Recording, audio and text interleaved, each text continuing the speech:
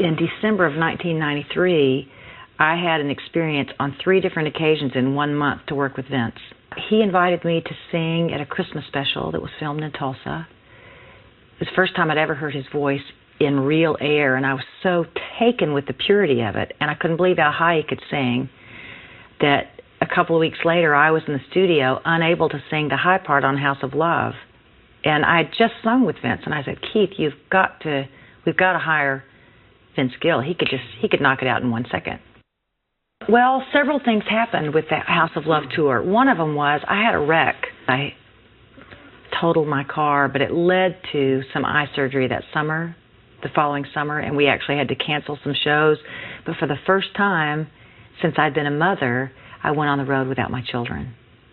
I couldn't lift anything. I'd had torn and detached retina, and I had to really take it easy. But honestly, I mean, it's the first time in years I'd been on the band bus. In 1 year, I weaned my youngest child. I was actually sleeping through the night. I think I just had a re-entry into life apart from just the constant haze of sleep deprivation. I don't know. It's just like I kind of came to and went, wow, I have a pulse. I'm alive. And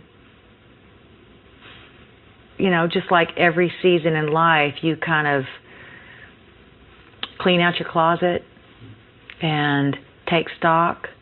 I think in that time I just started taking stock of myself and my life and all the great things that had happened because of music, and also, you know, I don't know, damage done. Well, that record, I think I was in the process of making it for a long time. 2 years, maybe. I felt like my life was derailing for a lot of different reasons, but it was different from the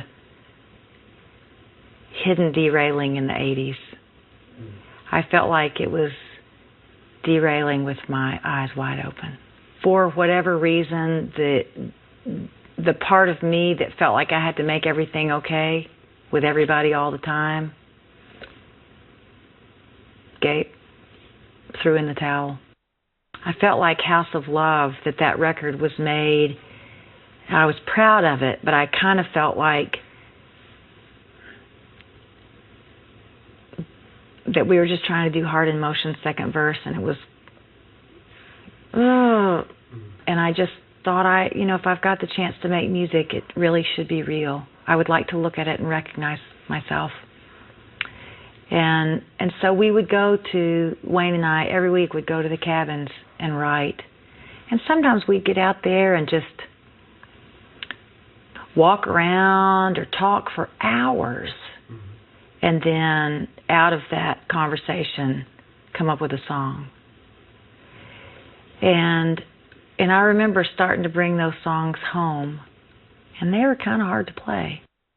Jennifer and I were camping out at the cabins. It was April of '95. It was under a full moon, and I wrote that chorus, and we had 4 kids asleep in the cabin upstairs. I was talking about, it was very much written from the perspective of my life, you know, and I was sitting there going, I just don't believe that it has to be such a mystery. I don't know why I cannot find solid ground, you know, and just thinking, you know, someday this is going to make some sense. It doesn't right now. Returning to making music in the context of a different life, I really feel like Simple Things does not have a succinct personality. I felt like I was a little bit of a stranger in my own life. I was going, well, what still works from the old realm? What doesn't? And I think I finished Simple Things, and I went, I am never going for the pop thing again.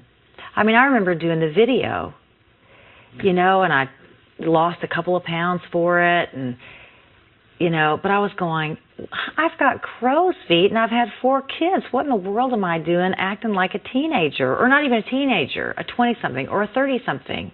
And I was just going, somebody pull me off of this stage. And I felt like a lot of simple things was that way. And I think that's what I have discovered now as a real grown-up with a focus on my private life is the old imaging doesn't really work. I don't even really know how I want to be imaged now. You know, in some ways, it never changes. I'll pick up my guitar and start working on another song. And I love the pattern of that. I love that in one respect, there's not a career ladder to climb.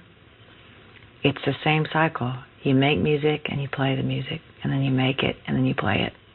And that doesn't, you know, it might happen on a big stage, it might happen at the Bluebird, it might happen at an award show, it might happen in the first grade classroom, but it's the same thing, and I love making music.